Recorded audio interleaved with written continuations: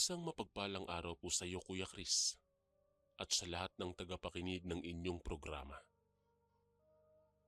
Itago mo na lamang po ako sa pangalang Lando. Isang simpleng mamamayan na lumaki at naninirahan sa isang maliit na baryo dito sa paanan ng bulubuntukin ng Bicol sa lalawigan ng Albay. Hindi ko na po sasabihin ang eksaktong lugar para na rin sa kaligtasan o sa kapakanan ng aking pamilya, maging ng aking mga kapitbahay. Ako ay lumaki sa paligid ng mga palayan at nyugan, kung saan ang bawat gabi ay binabalot ng katahimikan at ang tanging maririnig ay ang pagaspas ng hangin sa mga dahon ng niyog. Ang aking kwento ay hango sa tunay kong karanasan at sa mga pangyayaring nag-ukit ng takot at pagkamangha sa aming pamumuhay. Hindi ko inaasahang mararanasan ko ang mga bagay na dati ay dinadaan ko lang sa biro at kwento ng matatanda.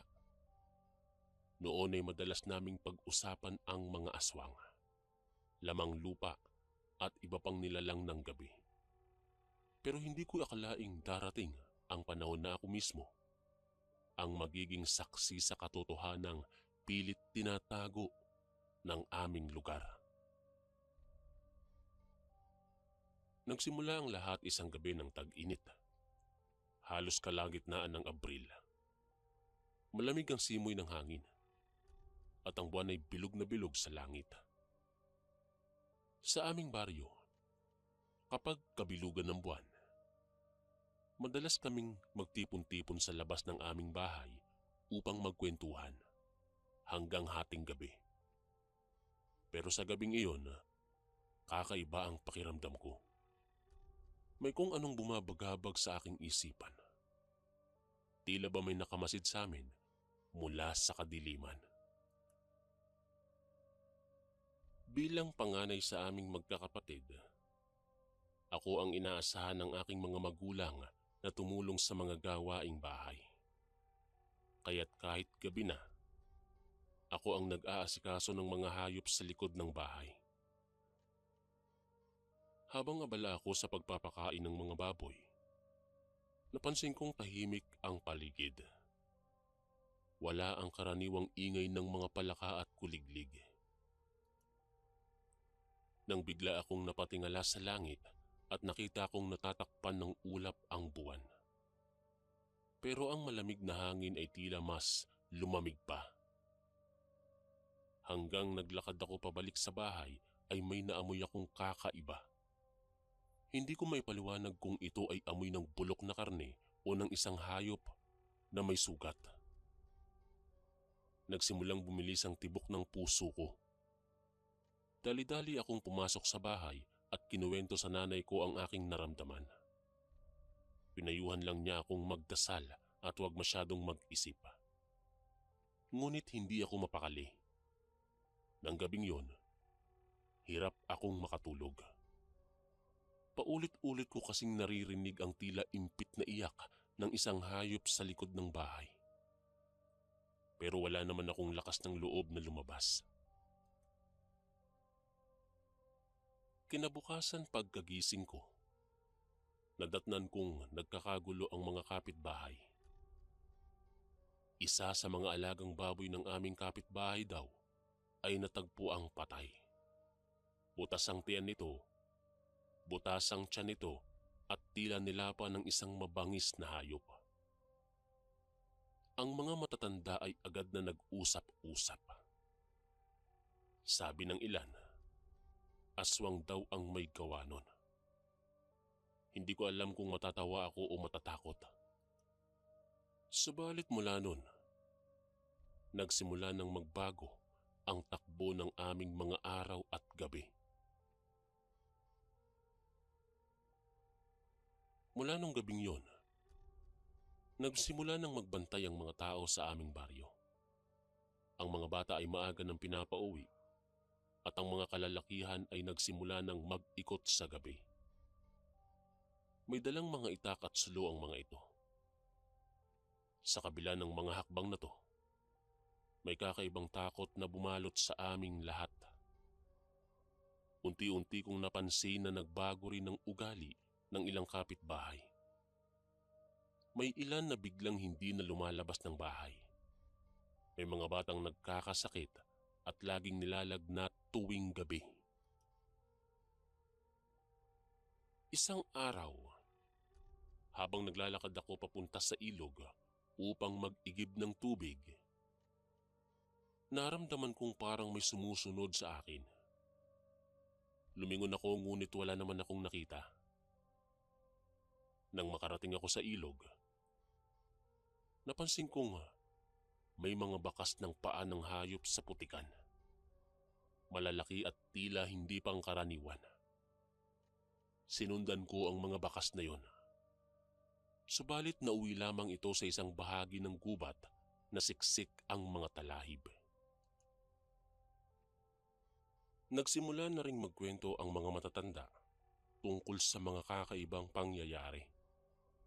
May nagsabi na may nakita raw siyang malaking ibon na lumilipad sa itaas ng mga bahay tuwing madaling araw. Ang iba naman ay may naririnig na mahahabang hikbi o pag-iyak sa gabi. Ako mismo ay nakaranas din ng ilang gabi na parang may mabigat na presensya sa paligid ng aming bahay. Mahirap ipaliwanag pero parang may malamig na hangin na dumarampi sa aking balat tuwing malalim na ang gabi. Hindi pa rin tumitigil ang pagkawala o pagkamatay ng mga alagang hayop.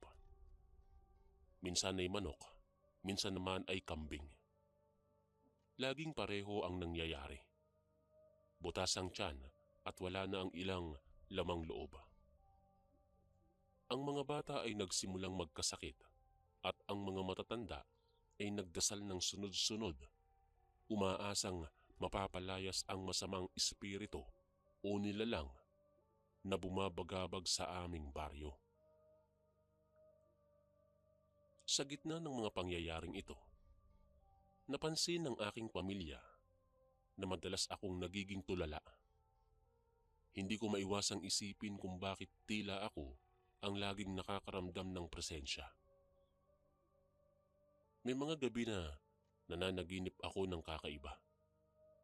Para bang may lumalapit sa akin na nilalang. Mahaba ang buhok nito. Mapuputi ang mga mata at may matutulis na ngipin. Pagkagising ko, lagi akong pinagpapawisan at parang binabangungot. Lumapit ako sa aming lola, na kilala sa baryo bilang manghihilot, at may alam sa mga sinaunang pamahiin. Pinayuhan niya akong maglagay ng bawang sa bintana at magdala ng buntot ng pagi sa aking kama. Sinunod ko ang kanyang payo, kahit hindi ako sigurado kung makakatulong yon. Sa totoo lang kasi, mas lumalala ang aking kaba. Pakiramdam ko, may gustong iparating sa akin ang mga nangyayari. Habang lumilipas ang mga araw, mas naging matindi ang takot sa baryo namin. Kumalat ang balita na may dumadayo raw na aswang mula sa karatig baryo. May mga kwento ng batang biglang nawala, mga buntis na nagkakasakit, at mga hayop na parang sinisip-sip ang dugo. Hindi ko alam kung alin ang totoo at alin ang gawa-gawa lang. Pero isa lang ang malinaw. Hindi na kami mapakali sa bawat pagdilim ng langit. Nagpatuloy ang mga gabi ng pagroronda at ako bilang panganay ay napilitang sumama sa mga kalalakihan sa pagroronda. Dito ko naranasan ang tunay na takot. Takot na hindi ko alam kung saan nanggagaling. Ngunit alam kong totoo at buhay na buhay sa bawat sulok ng aming baryo. Hindi ko malilimutan ang gabing yon. Isang gabi na nagsilbing simula ng pagbubukas ng mas malalim na misteryo sa aking buhay. Simula pa lang ng paglubog ng araw ay naramdaman ko na ang mga bumabalot na kaba sa paligid.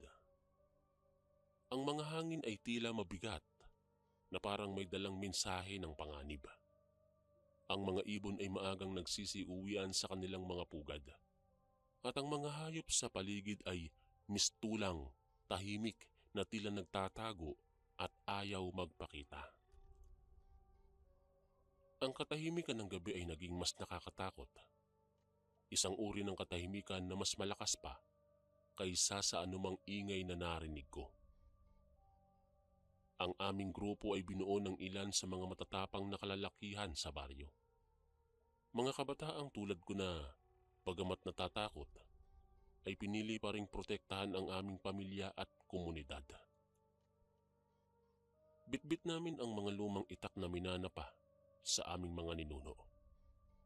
Mga ilawan na gawa sa bote at gas, at ang mga dasal na paulit-ulit naming binibigkas sa aming isipan. Binuo namin ang plano na magbantay sa pinakagilid ng baryo, malapit sa masukal na kakahuyan na matagal ng pinamumugaran ng mga bulong-bulungang mga kwentong may halong kilabot at pagdududa. Habang papalalim ang gabi, mas lalong lumalakas ang pakiramdam kong may kakaibang mangyayari. May mga sandaling napapansin kong kumikilos ang mga anino sa paligid. Sumasayaw kasabay ng liwanag ng buwan at ng mga ilawan namin. Ang mga insekto ay tila naglaho at ang malamig na hangin ay nagtataas ng balahibo sa aking patok. Pinipilit kong huwag magpahalata ng takot, pero ang aking dibdib ay tila pinipiga ng kaba.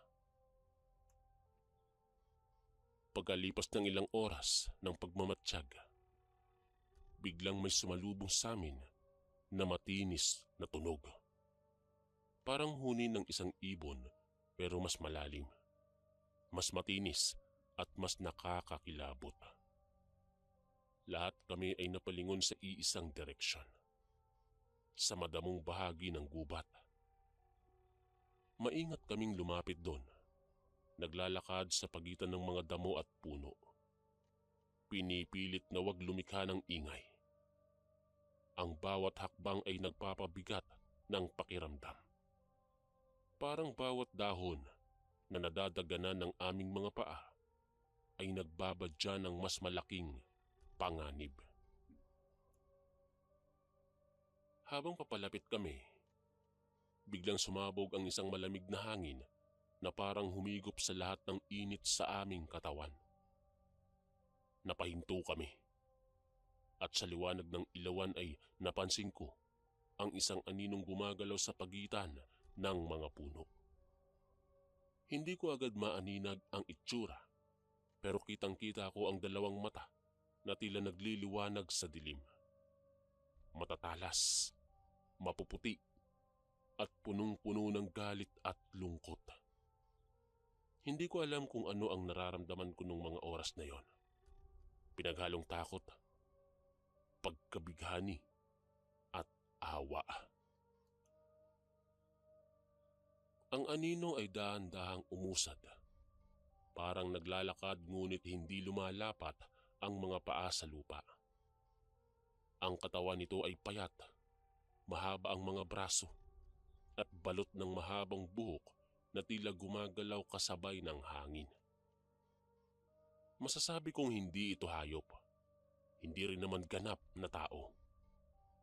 May sandali na parang nag-cross ang aming mga mata. Ako na isang pangkaraniwang tao at siya, isang nilalang na tila naglalakbay sa pagitan ng dalawang mundo. Sa isang kisap ng mga mata, biglang nawala ang anino. Parang tinangay ng hangin. Napalunok ako at napansin kong nanginginig ang aking mga kamay.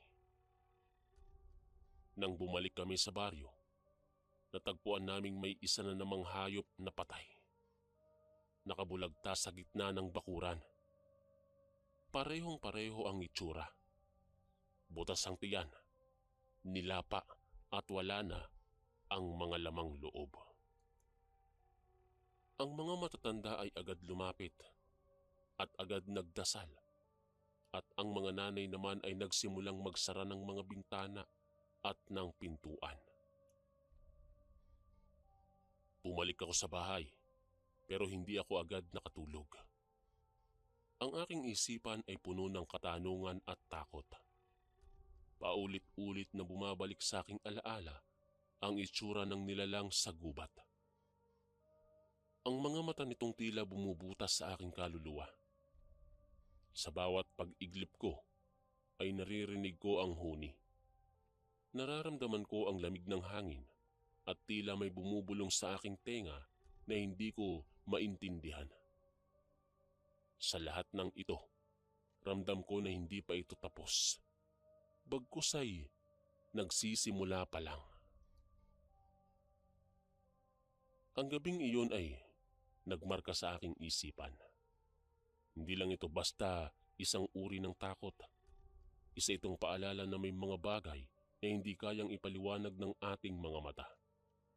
At may mga nilalang na patuloy na umiiral kahit hindi natin sila nakikita. Sa kabila ng lahat, alam kong kailangan kong maging matatag. Hindi lang para sa sarili, kundi para sa buong baryo na umaasa sa bawat patak ng lakas ng loob na kaya naming ibigay. Habang patuloy ang mga gabi ng takot at pagdududa, unti-unti ring lumalalim ang misteryo ng aming baryo. Isang araw, habang nagpapahinga sa ilalim ng niyugan, nakarinig ako ng usap-usapan tungkol sa isang lumang bahay sa dulo ng baryo. Ang bahay na yun ay matagal nang iniiwasan ng mga tao. Pinamamahayan ng mga kwento ng kababalaghan at kalungkutan. Ayon sa mga matatanda, dati raw itong pag-aari ng isang babaeng manggagamot na nagmula sa lahi ng mga albularyo at mangkukulam. Dahil sa kuryosidad at sa kagustuhang malaman ang katotohanan, napagdesisyonan ng aming grupo na silipin ang lumang bahay na yon. Sa araw ng aming pagpunta, ramdam ko agad ang kakaibang lamig ng lugar. Ang mga puno sa paligid ay parang may sariling buhay. Ang mga damo ay lumalaki ng mas matataas sa karaniwan. At ang hangin ay may dalang amoy na parang pinaghalong usok, bulok na kahoy at langis ng niyog. Ang mismong bahay ay yari sa lumang kahoy. May mga sira-sirang bubong at bintana. Ang paligid nito ay tinubuan na ng makapal na damo at mga baging. Sa pagpasok namin sa loob, agad naming napansin ang mga palamuting gawa sa buto ng hayop.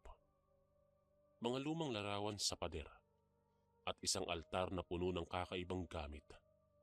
Mga garapon na may lamang likido, tuyong dahon at mga papel na may sulat sa lumang baybayin. Habang iniikot namin ang bawat sulok, napansin ko ang isang pader na may ukit ng mga simbolo na hindi ko maintindihan. May mga larawan ng tao na may pakpak ng paniki, mga mata na malalaki at mapuputi, at mga kamay na tila humahawak ng apoy. Sa tabi ng altar, may isang lumang baol. Nang buksan ng isa sa amin, tumambad ang mga lumang gamit, damit na pangbata, mga piraso ng buhok at mga kwintas na gawa sa buto. Ang lahat ng ito ay nagbigay ng matinding kilabot at pagkabahala sa amin. Habang nagmamasid, biglang bumigat ang hangin sa loob ng bahay. Parang may dumaan na malamig na anino sa pagitan naming magkakaibigan. May naramdaman akong pagkahilo. Parang hinihigop ang aking lakas. Pinilit kong huminga ng malalim. Pinilit kong labanan ang takot. Pero hindi ko maikakaila na may kakaibang puwersa sa lugar na yon. Sa paglabas namin ng bahay, napansin kong may nagbago sa paligid. Ang langit ay biglang dumilim at ang mga ibon ay nagsitahimik. Sa bawat hakbang palayo, nararamdaman ko ang bigat ng mga matang nakamasid mula sa madilim na bintana ng lumang bahay. At nang makauwi, dinalaw ako ng mas matindi pang mga panaginip. Mga panaginip ng mga nilalang na umiiyak, humihingi ng tulong, pero hindi makalapit dahil sa mga tanikala ng lumang sumpa. Mula noon, mas naging matindi ang misteryo ng lumang bahay. Sinimulan ng mga matatanda ang pag-uusap tungkol sa mga kasaysayang pilit na tinatago. Mga kasalanan ng nakaraan, mga sumpang ipinasa sa mga susunod na saling lahi. Ako ay naudyok na hanapin ang sagot sa mga tanong na gumugulo sa aking isipan. Alam kong may koneksyon ng lahat ng ito sa mga nangyayaring kababalaghan sa aming baryo. Ang lumang bahay ay naging simbolo ng takot at misteryo. Pero para sa akin, ito ay naging paalala na may mga lihim na kailangang tuklasin kahit pa ito ay magbukas ng pintuan ng panganib at pagdurusa. Sa bawat gabi ng aking pag-iisa, bumabalik-balik sa aking isipan ang anyo ng bahay. Ang mga nakaukit doon, ang altar at ang malamig na presensya na tila patuloy na sumusunod sa akin saan man ako magpunta. Habang lumalalim ang gabi sa aming baryo, mas lalong lumilinaw ang mga bakas ng nakaraan. Pinilit kong magsaliksik, magtanong sa mga matatanda at magsiyasat sa mga lumang tala. Sa bawat piraso ng kwento na aking naririnig, unti-unting nabubuo sa aking isipan ang larawan ng isang sumpa na matagal nang bumabalot sa aming lugar. Sinasabing ang dating may-ari ng lumang bahay ay isang manggagamot na tumulong noon sa mga tao. Pero dahil sa inggit at takot, siya ay itinaboy at pinagbintangan ng mga kasalanan na hindi niya naman ginawa. Ayon sa kwento, may isang gabing sinumpa ng mga tao ang manggagamot. Pinagbintangan siyang may kinalaman sa pagkamatay ng maraming hayop at pagkakasakit ng mga bata. Dahil dito, umalis siya sa baryo, subalit bago siya tuluyang lumisan, iniwan niya ang isang babala na sa tuwing kabilugan ng buwan, babalik siya upang ipaalala sa lahat ang kasalanan ng kanilang mga puso. Mula noon, nagsimula na ang sunod-sunod na pangyayaring hindi maipaliwanag. Mga hayop na namamatay, mga batang nagkakasakit, at mga kakaibang tunog tuwing gabi.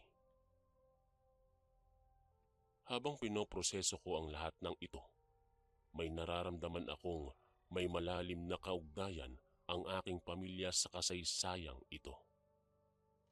Ang aking lola ay isa sa mga inapo ng mga taong tumulong noon sa manggagamot.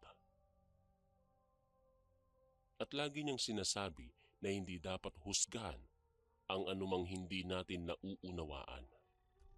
Sa bawat dasal na kanyang binibigkas, nararamdaman kong may pakiusap siyang ipinaaabot sa mga nilalang ng kadiliman.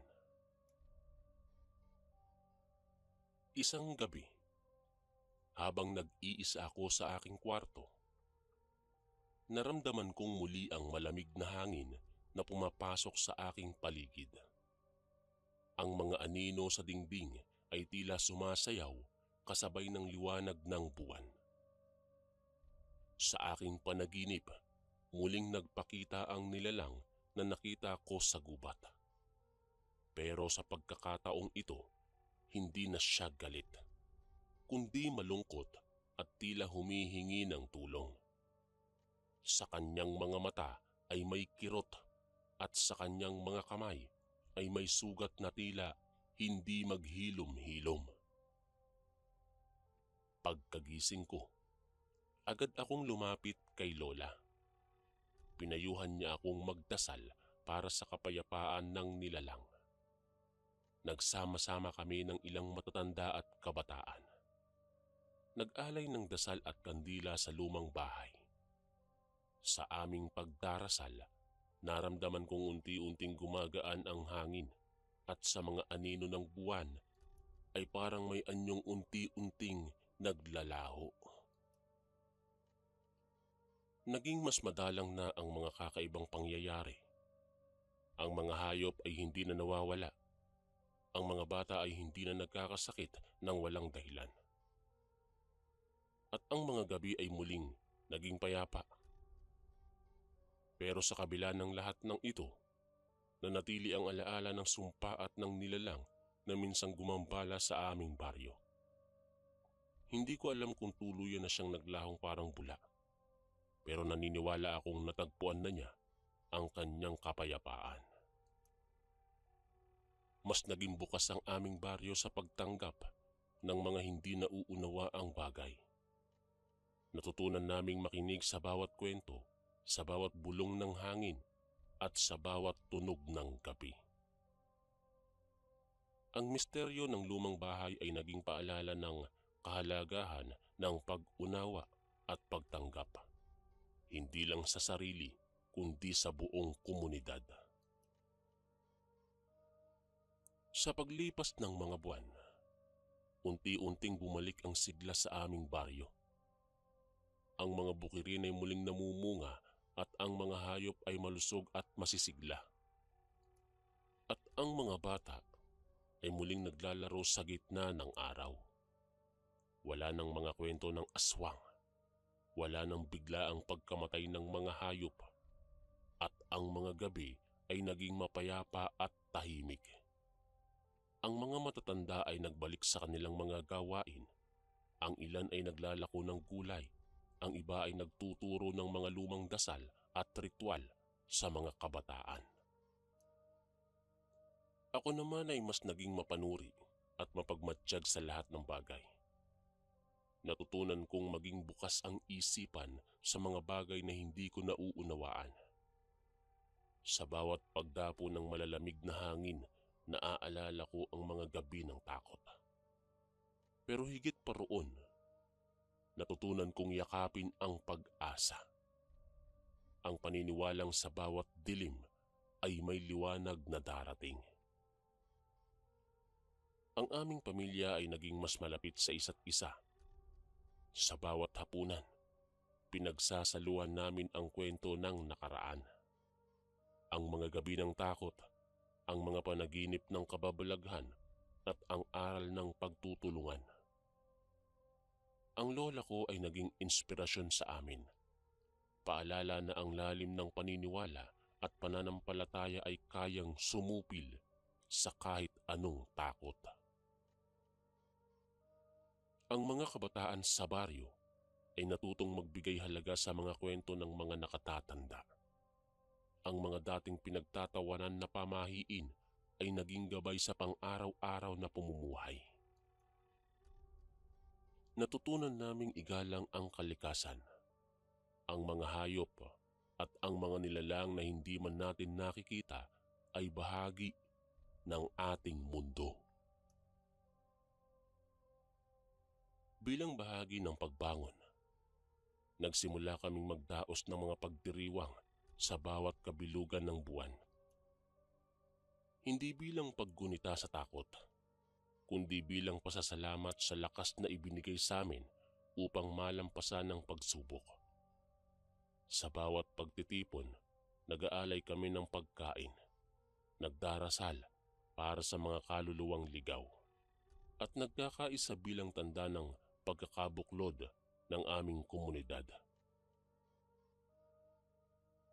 Ang lumang bahay ay nanatiling bahagi ng baryo. Ngunit hindi na ito tinitingnan bilang pugad ng takot kundi bilang paalala ng aming nakaraan. Ginawa naming lugar ng dasal at pagninilay, kung saan ang mga tao ay maaaring mag-alay ng kandila at bulaklak bilang paggalang at paghingi ng kapatawaran. Hindi lang para sa nilalang, kundi para rin sa mga kasalanan ng aming mga ninuno. Sa pagsikat ng araw, ramdam ko ang bagong pag-asa. Ang bawat sikat ng araw ay paalala na tapos na ang gabi ng takot at nagsimula na ang araw ng liwanag at pagmamahalan. Ang baryo namin ay muling naging masigla, puno ng ngiti at pag-asa, handang harapin ang anumang hamon ng buhay. Ngayon, Kuya Chris, habang sinusulat ko ang kwentong ito para sa iyo at sa lahat ng tagapakinig, hindi ko maiwasang mapangiti at mapaluha sa mga alaala ng nakaraan. Ang bawat kabanata ng aking buhay sa baryo ay puno ng aral, takot at pag-asa. Sa kabila ng lahat, natutunan kong yakapin ang aking pinagmulan, tanggapin ang mga kwento ng aming lahi at ibahagi ang mga ito upang magsilbing paalala sa mga susunod na henerasyon. Ang mga gabi ng takot ay naging bahagi ng aming kasaysayan, hindi upang magdulot ng pangamba, kundi upang magsilbing inspirasyon sa lakas ng loob at pananampalataya.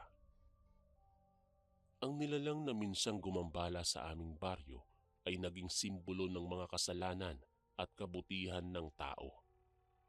Isang paalala na sa bawat dilim ay may liwanag na naghihintay. Sa tuwing dumarating ang kabilugan ng buwan, lumalabas ako ng bahay at sumasabay sa malamig na hangin. Tinitingnan ko ang paligid, pinapakinggan ang mga tunog ng gabi, at nararamdaman ko ang katahimikan na dati ay napalitan ng takot. Sa bawat paghinga ko, ramdam ko ang kalayaan mula sa mga anino ng nakaraan. Alam kong hindi na muling babalik ang gabing yon, pero dala ko sa puso ko ang bawat aral na iniwan nito. Bilang anak ng Bicol, ipinagmamalaki ko ang aming mga kwento. Mga kwentong puno ng kababalagan, takot at pag-asa. Hindi ko na muling nakita o naramdaman ang nilalang na minsang bumalot ng takot sa aming baryo. Pero naniniwala akong natagpuan na niya ang kanyang kapayapaan. Ang kanyang kwento ay naging bahagi ng kasaysayan ng aming lugar, at ang kanyang alaala ay patuloy na magsisilbing gabay sa amin. Bago ko po tapusin ang aking liham, nais kong ipaabot ang aking pasasalamat sa lahat ng mga nakikinig ngayon. Naway magsilbing paalala ito na sa gitna ng dilim, laging may liwanag na naghihintay. Sa bawat pagsubok, may pag-asa, at sa bawat takot, may tapang na mahuhukay mula sa ating puso. Ang tunay na kwento ng aswang ay hindi lang kwento ng nilalang ng gabi, kundi kwento ng bawat tao na natutong harapin ang dilim ng kanyang buhay upang matamo ang liwanag ng umaga. Maraming salamat po, Kuya Chris, sa pagbibigay ng pagkakataon na maibahagi ko ang kwentong ito.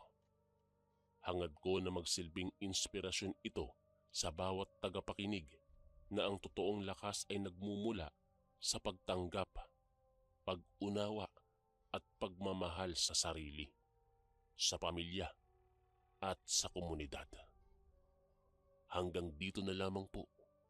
Ako po si Lando, ang inyong solid kaistorya. Lagi ka bang nangihina? Pakakulam o palipad hangin na yan? Ito ang mga signs. Una, mabilis kang mapagod kahit kakagising mo lang. Pangalawa, bigla kang lalamigin o nilalamig. o pinagpapawisan kahit hindi naman mainit. Pangatlo, parang may gumagapang na lamig sa likod o dyan sa batok mo. Pang-apat, sumasakit ang ulo o tiyan, pero normal naman ang check-up. At ang panglima, pakiramdam mo ay parang may kumukuha ng lakas mo araw-araw. Kaya marami sa amin ang kumuha ng Kaligon bracelet bilang personal na panangga. Ang Kaligon bracelet ay espiritual na panangga laban mo sa kulam, barang, tigalpo, palipad hangin, usog at lahat ng anyo ng sumpa. Kasama na dito, kapatid, ang rebuelta o ang pagbabalik ng sumpa sa nagpadala nito. Kargado din ito ng mga Latin na dasal mula sa ating mga kaibigang manggagamot at antingero. Simple lang kasundo, isuot mo lang ito. Malaki ang tulong nito, lalong-lalo na kung madalas kang manghina.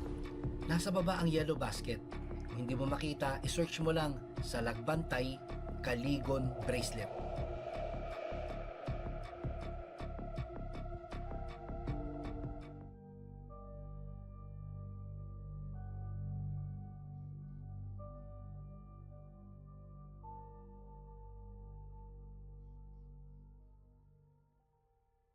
Isang mapagpalang araw po sa iyo, Kuya Chris, at sa lahat ng nakikinig sa inyong programa.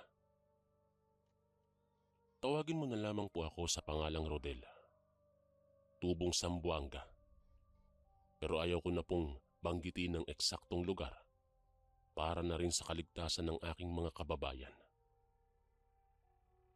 Ang ibabahagi ko po ngayon ay hindi basta-basta kwento lamang ng kababalaghan, kundi isang bahagi ng aking buhay na bumago sa pananaw ko sa mundo. Hinding-hindi ko po makakalimutan ang mga gabing iyon. At sana po ay magsilbing babala ito at aral na rin sa inyong mga tagapakinig. Bata pa lamang ako nang magsimulang magbago ang takbo ng aming buhay. Simple lang naman kami noon. Ang aking nanay Dulce, tatay Ernesto, at ang kapatid kong si Lani at ako. Tahimik ang aming pamumuhay sa gilid ng isang malawak na kagubatan. Madalas, ang tanging ingay lang sa gabi ay ang huni ng tuko at ang ihip ng hangin na humahampas sa bubong ng aming bahay kubo. Subalit isang gabi, may kakaiba akong naramdaman. Nasa kama na kami ni Lani noon nang biglang bumigat ang pakiramdam ko. Kuya, natatakot ako. Bulong ni Lani. Hinawakan ko ang kamay niya. Pilit na pinapakalma siya. Kahit ako mismo ay kinakabahan na rin. Walang mangyayari sa atin, Lani. Nandito lang ako. Magdasal ka lang. Sagot ko at pilit na pinapanatag ang aming loob. Habang unti-unti akong dinadalaw ng antok, napansin kong parang may aninong dumaan sa labas ng aming bintana. Mabilis lang, pero sapat para magpatayo ng balahibo ko. Siguro, hayop lang yun. Bulong ko sa sarili ko at pilit na inaalis ang kaba. Kinabukasan, ganito ang naging eksena. May manok na naman na nawala sa kulungan. Napansin mo ba, mahal? Tanong ni tatay habang pinagmamasdan ng bakuran. May napansin nga ako kagabi na parang may dumaan. Pero baka lang pusa o aso. Pilit na paliwanag naman ni nanay. Subalit iba ang kutob ko. Hindi ito basta hayop. May kakaiba sa paligid. Mula noon, lagi na akong nagbabantay tuwing gabi. Lumipas ang ilang araw, mas lalong lumalalim ang misteryo. lalong dumadami ang mga hayop na nawawala. Madalas, may natitira pang bahid ng dugo at kakaibang amoy malapit sa kulungan. Naging usap-usapan ito sa aming baryo. At ilang kapitbahay na rin ang nagsasabing may kakaibang nilalang daw na gumagala tuwing hating gabi.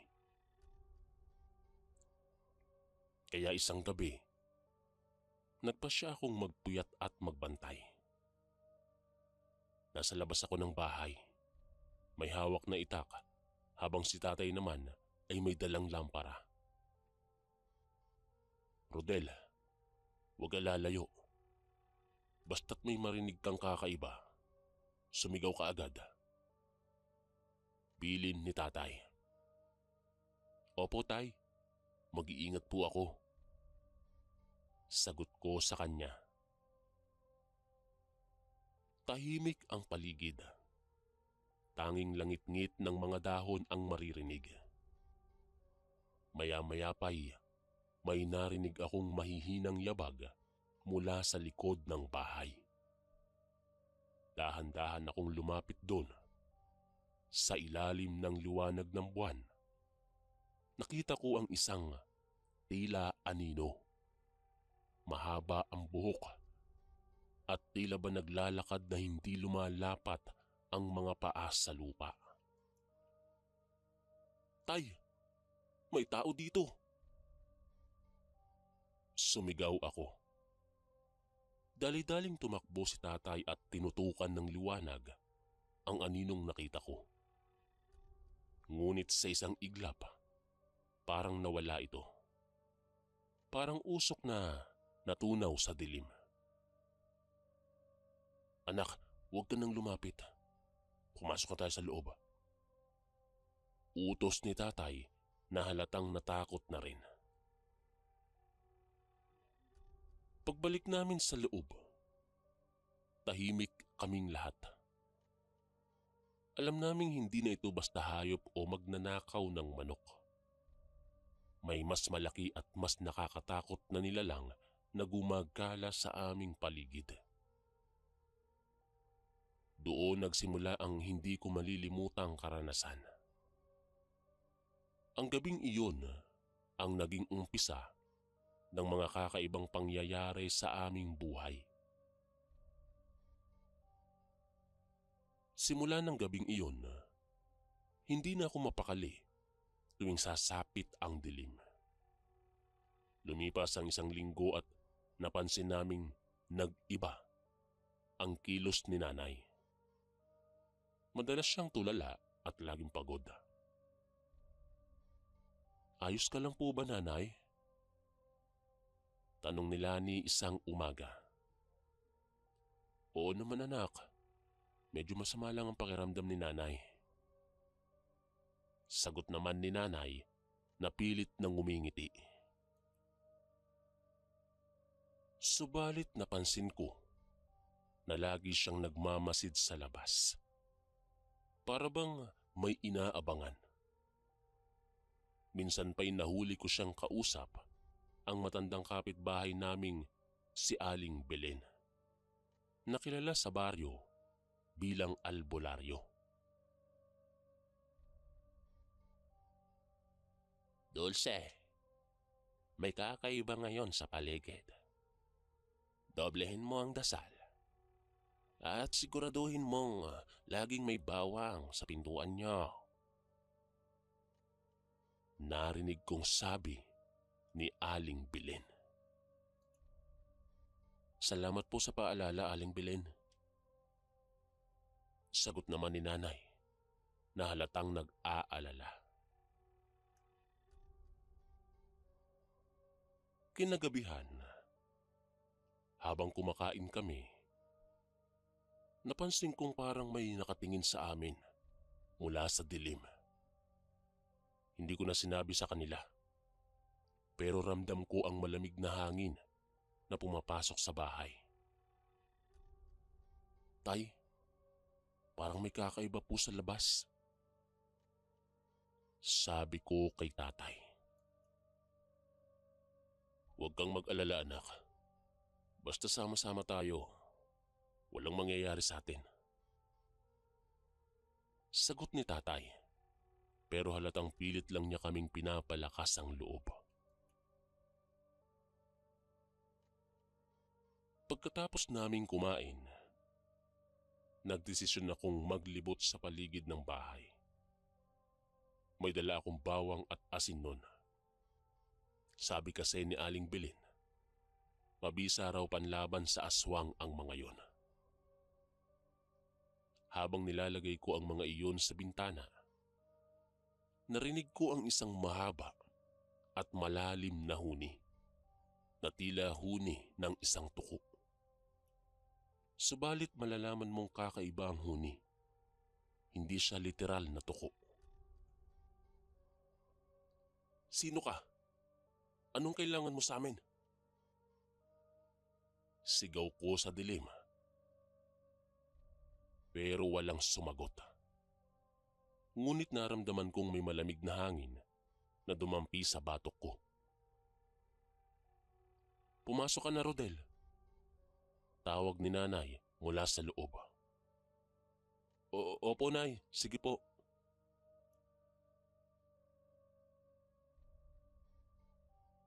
Habang natutulog na kami ng oras na yon, nagising ako sa tunog ng malalakas na kaluskos sa aming bubungan. Dahan-dahan akong bumangon at sumilip sa bintana. Mula sa liwanag ng buwan, kitang-kita ko ang isang aninong nagre-reflect sa lupa mula sa aming bubungan. Isang nilalang na mayroong mahahabang kuko at mayroong malaking pakpak.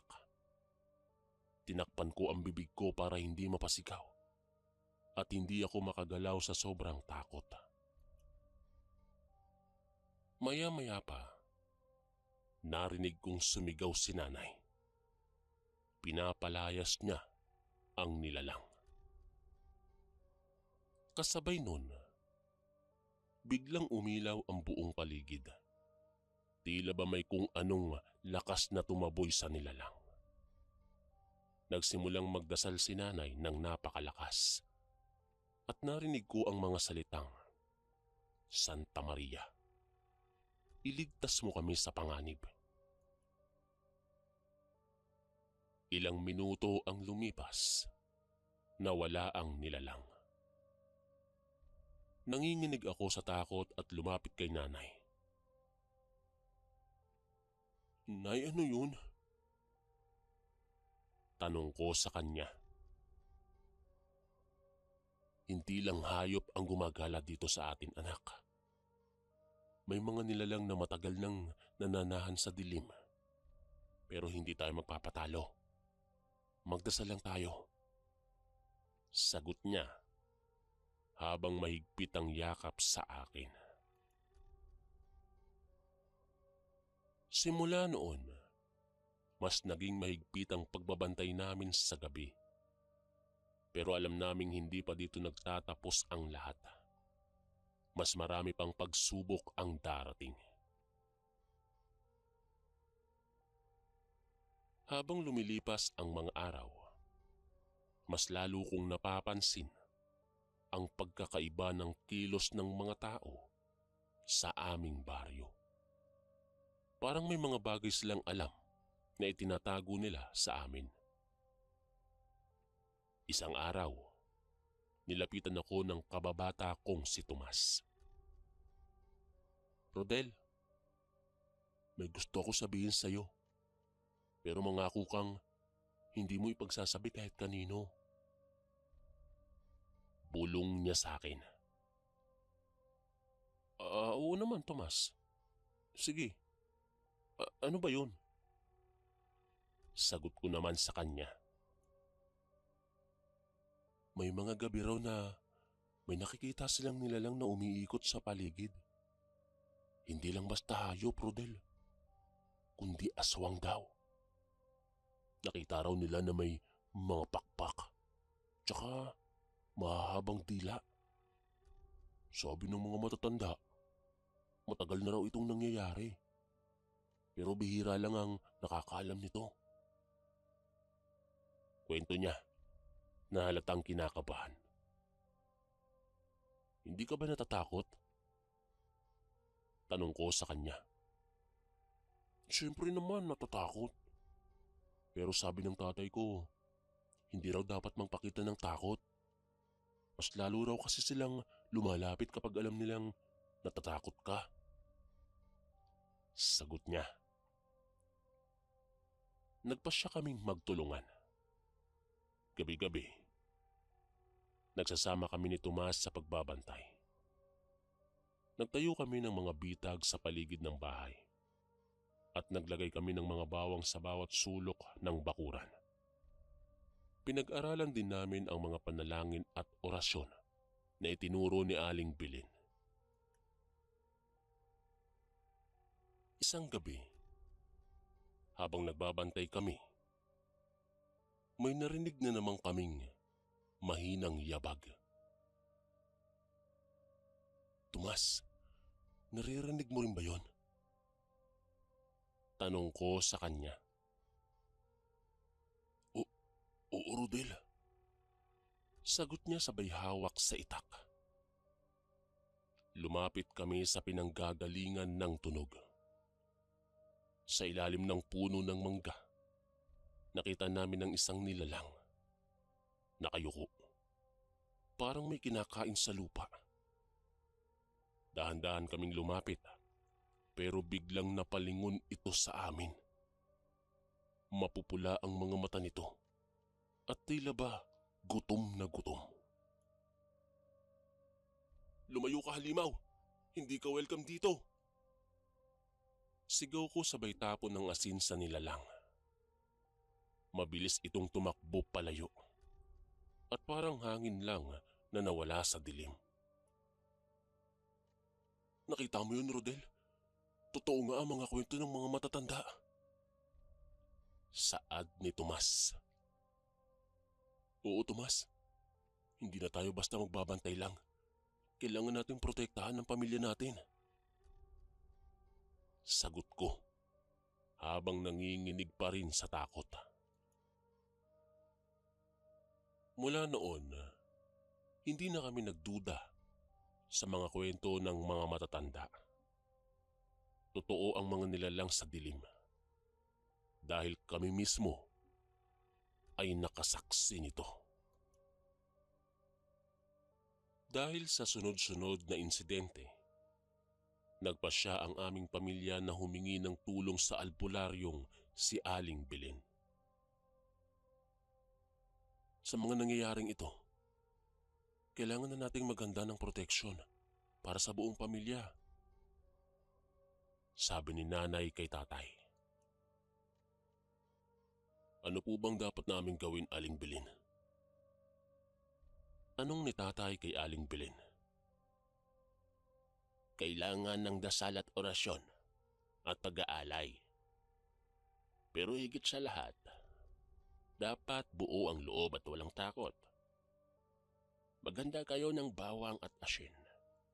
Pati na rin langis na binasbasan ko. Ilagay nyo sa bawat pintuan at bintana. Paliwanag ng matandang si Aling Bilin. Sinunod naman namin ang lahat ng bilin niya. Habang gumagawa kami ng proteksyon, nagdasal kami ng sama-sama. Hawakan mo ito, Rodel. Sabi ni nanay, sabay abot ng maliit na krus. Opo, Nay. Hindi po ako bibitaw dito. Sagot ko. Kinagabihan, mas matindi ang naramdaman kong presensya sa paligid. Umihip ang malamig na hangin at biglang tumahol ang mga aso. Dito ka lang sa tabi ko, Lani. Huwag kang aalis. Sabi ko sa kapatid ko. Maya-maya pa, biglang may malakas na kalabog sa bubong. Agad kong tinawag si tatay at sinabing may tao sa bubong. Dali-daling umakyat si tatay para tingnan habang kami ay nagdarasal ng sabay-sabay. Narinig ko ang sigaw ni tatay at pinapalayas niya ang nilalang.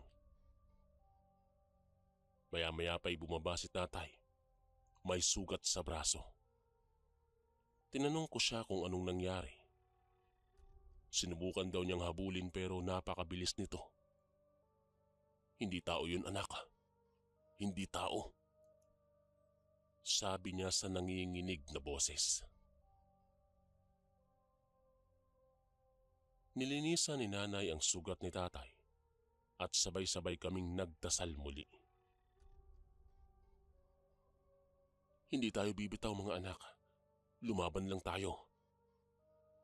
Sabi ni nanay at pilit na pinapalakas ang loob namin. Alam naming hindi pa tapos ang laban. Mas lalo pang naging mapanganib ang gabi. At mas lalong lumakas ang loob naming magpakatatag. Lumipas ang ilang araw. Mas dumalas ang mga pag-atake. Minsan, pati ang mga kapitbahay namin ay nadadamay na rin. Isang gabi ay may kumatok sa aming pintuan. Sumisigaw ito at humihingi ng tulong. Ang kapitbahay namin na yon ay nagngangalang Mang Fred. Agad kong sinabi kay tatay na buksan namin ang pinto. At pagbukas namin, nakita naming duguan si Mang Fred. May sugat ito sa leeg at braso. May umatake sa amin. Parang hayop na hindi ko may paliwanag ang itsura. Nakakatakot. Pinatay niya ang asawa ko. Wala na ang asawa ko. Umiiyak niyang wika. Dali-dali siyang pinapasok ni tatay sa bahay at nilinisan ang sugat. Hindi tayo ligtas dito, Rodel. Mas lalo tayong mag-ingat. Sabi ni tatay habang pinapapasok si Mang Fred sa loob. Habang nagpapahinga si Mang Fred, narinig naming muli ang kaluskos sa labas. Pinatay ni tatay ang ilaw at pinababa kaming lahat sa sahig. Walang lalabas. Magdasal lang tayo. Utos ni nanay. Habang nagdarasal kami, narinig namin ang malalakas na yabag sa bubong. Parang may bumubunggo at pilit na pumapasok sa loob. Maya-maya pa, sa patuloy naming pagdarasal, biglang may liwanag na bumalot sa buong bahay. Parang may malakas na enerhiya na tumaboy sa nilalang. Naramdaman naming unti-unting nawala ang bigat sa paligid. At pagkatapos ng ilang minuto, bumalik ang katahimikan. Tay, wala na po ba? Tanong ni Lani. Wala na anak, pero hindi ibig sabihin ligtas na tayo. Bukas ay pupunta tayo kay Aling Belen para humingi ng tulong. Sagot ni tatay. Alam naming hindi pa natatapos ang pagsubok, pero buo ang loob naming magtulungan bilang pamilya. Kinabukasan nga, ay sama-sama kaming nagpunta kay Aling Belen. Hindi na po namin kaya, Aling Belen. Hindi na po kami makatulog gabi-gabi. Mangyak-ngyak na sabi ni nanay. Kailangan niyong magtulungan bilang pamilya at bilang komunidad. Hindi sapat ang dasal at orasyon kung hindi buo ang loob niyo. Magtulungan kayo. Magbantayan ng bawat isa. Sagot ni Aling Belen. Sumunod ang buong baryo.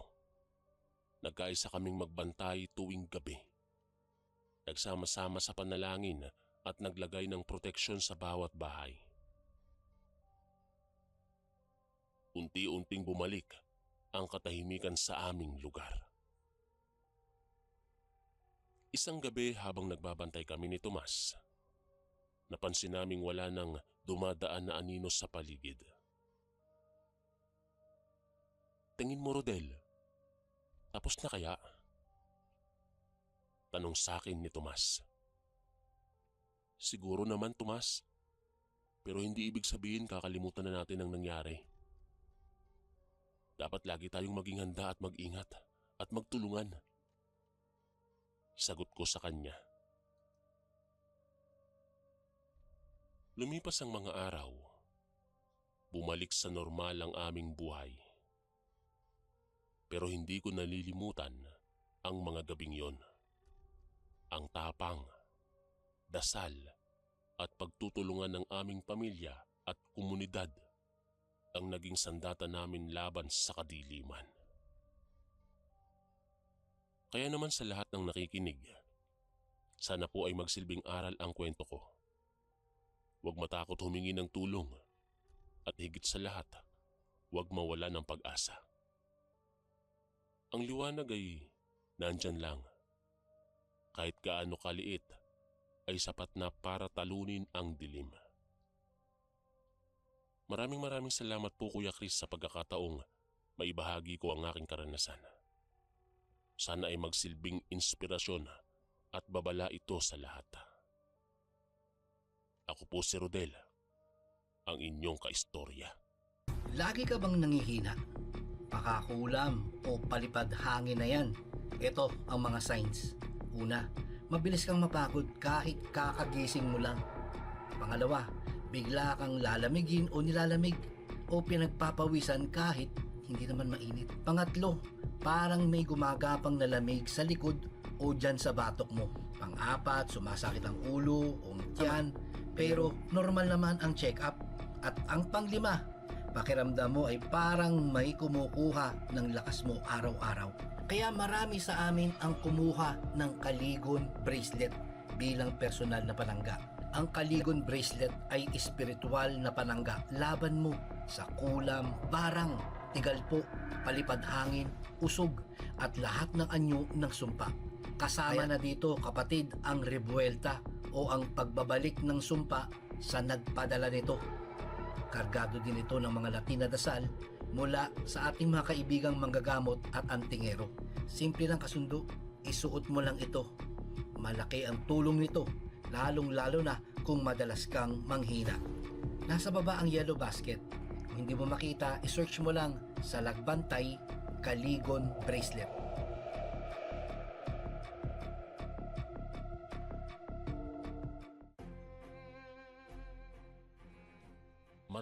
Maraming salamat po mga kaistorya sa pakikinig. At kita-kits po ulit bukas para sa isa na namang nakakatakot na kwento. Ito po si Kuya Chris, ang inyong kaistorya. God bless po at ingat po lagi.